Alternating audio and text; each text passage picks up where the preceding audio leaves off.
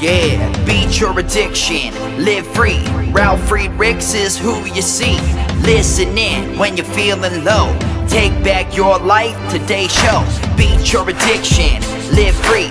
Ralf Friedrichs is who you see. Listen in when you're feeling low. Take back your life, today's show. Stay positive, hope, and keep faith. Stand strong against any odds that you face. Put away the alcohol and the drugs. Fill your time with the things you love. Addiction is tough, but it's worth the work. Treat your body what it's worth. Spread positivity, inspire all. If we stand together, we will never fall. I help others see the other sides of life. A sober life, letting go of the strife. So give me a call, I can help. 1-844-4405-HELP.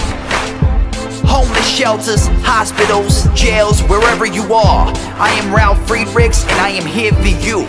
1-844-405-HELP.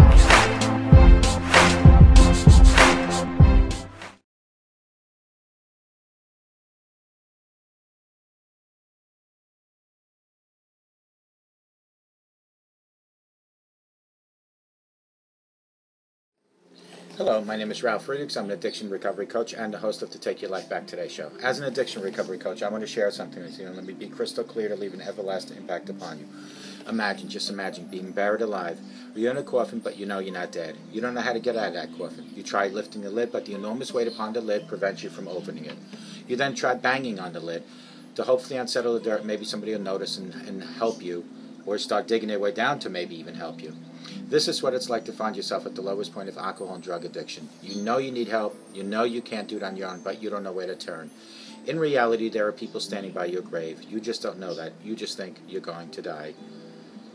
Usually, though, people don't think about death when they're habitually abusing drugs and alcohol. In order to fear and live with addiction, you have to be great at repressing the fear of death. I often ask you, my audience, did it ever cross your mind while you're abusing drugs and alcohol that maybe, just maybe, you might overdose and take something away that God had given you called life? With this, let me leave one last thought. Don't be like the person that I'm talking about that went to their grave without seeking help. Instead, just pick up the phone and call me at 844-405-HELP, and I promise you I will help you take your life back, for your life is gone. Folks, don't forget to take your slippers off at night. Put them way under your bed. In the morning, you'll be forced to get up and get on your knees to look for them. While you're on your knees, utilize a thing I called me-mail. Me-mail is when you speak to God each and every day. It's your personal relationship that you will have with God. You ask God for guidance and direction, mercy. You ask God for forgiveness. You thank God for everything that's gone good in your life, having a house, a family, food, all that good stuff.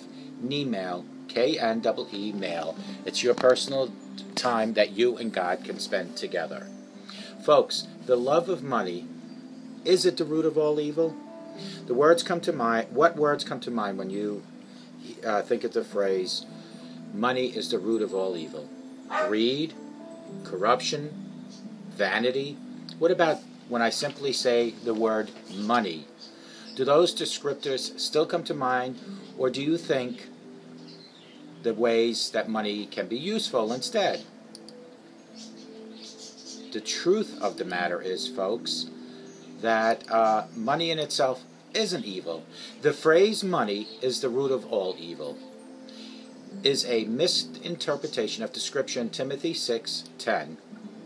For the love of money is the root of all kinds of evil. Some people, eager for money, have wandered from the faith and pierced themselves with many griefs. Paul was explaining to Timothy that pursuing wealth and ignoring contentment is the recipe for disaster. He goes on to tell Timothy that trusting in money is unreliable, a truth that we can still relate to each and every day today. But it seems so obvious, doesn't it? Of course, we don't ever think about that if we trust money more than we trust God, that it has become something that has taken us over. And it sounds absurd to think that money is more trustworthy than God himself. Remember what's on the money that you spend. a saying here in America, "In God we trust." But here's Paul's training another leader in the church, showing how the love of money has turned even the most knowledgeable teachers into corrupt pursuers of money. Timothy needed the warning just as much as we need the warning, because the love of money can affect each and every one of us. Money versus the love of money. Which one is evil? Money isn't any more evil than a car or a fire is evil. Let me explain how. Car accidents claim 32,708 deaths in the year 2010. House fires claim 2,640 deaths in 2010. Yet, cars and fire aren't evil in themselves. I haven't found anyone who believes that cars are all evil because they have car accidents, or that fire is evil because it can hurt people. The reasons behind the car accidents and the house fires may be caused by lack of judgment, poor safety precautions, or pure accidents. The point is, a lot of things can be misused and cause tragedy, but they're not evil by nature. Money is in itself not evil by nature. Paul even tells Timothy to encourage people to use their money to do good things. 1 Timothy 6:10. Cars and fires are used every day to do good things. The same is true about money. The problem comes when we start to love money. The love of money. How we view, pursue, treat, use, and think of money will help us to understand if we love money, we are finding ourselves in a predicament we don't want to be in. But what does it mean to love money? First, think about what it means to love someone. You make them priority in your life. You would do anything for them. You'd go out of your way for that person. You trust in them and rely on them for comfort and support. Loving money doesn't just mean that you're a wealthy miser who hoards riches away in a mansion on a hill. It simply means that you can make a priority in your life to pursue wealth each and every day. It doesn't matter if you're rich, poor, or in between. Putting your trust in money and looking for familiar and worldly wealth means that you have a love for money. When Paul says that love of money is the root of all evil, he wasn't kidding. A few verses earlier, Paul shared about people who use their knowledge of the scriptures as a way to become wealthy, similar to the modern-day prosperity gospel priests or reverends. Paul was showing how even the godliest people could become corrupt when they make money their god. So how do we keep you, that's right, you, from loving money? I like how Chuck Bentley addresses the issue in his book, The Root of Riches. He introduces what he calls me trees and he trees.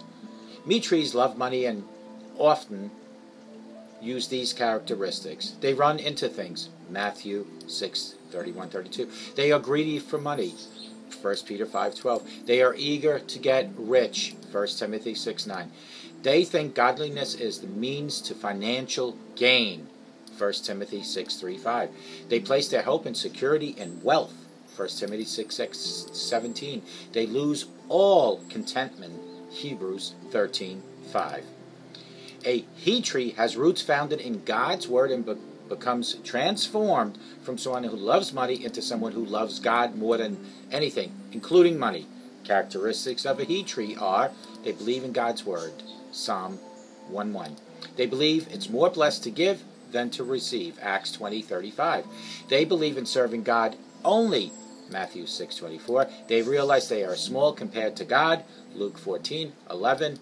They are faithful with the small things, Luke 16:11. They believe in eternal rewards, Luke 18:29-30.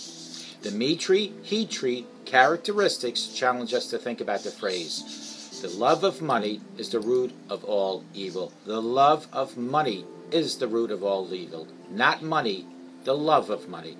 It causes us to really look at our roots and ask a tough question.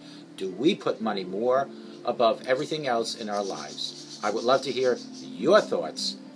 What do you think Paul was saying when he told Timothy that the love of money is the root of evil, not money is the root of evil? When you put money before anything, including your God, that is the root of all evil. The love, the affection you show your money, the love that you have for your money, that, my friend, is the root of all evil. It's not money that's the root of all evil. And I hope to God that this segment helped you somewhat understand the difference between money being the root of all evil, and the person that loves the money causing that money to be the root of all evil. And may God bless you.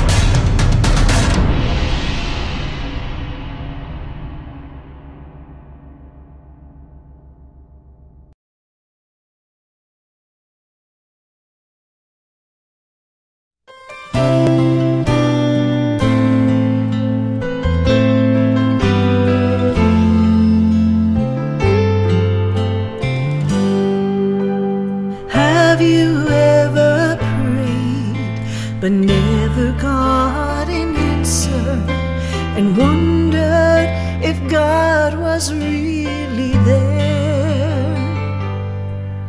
Did you feel all hope was gone, but in His time He came along and answered the prayer you thought was gone? There is no prayer too small, for God hears them all. The answer may not be just what you want, but He always knows what's right, even when we think it's wrong. Just remember, there is no prayer too small.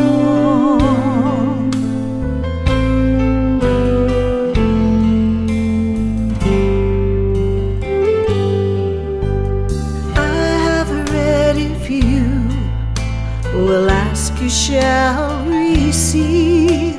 No matter what it is, I still believe. There is no prayer too small, and even when we fall, He gives us just exactly what we need. There is no prayer too small, God hears them all. The answer may not be just what you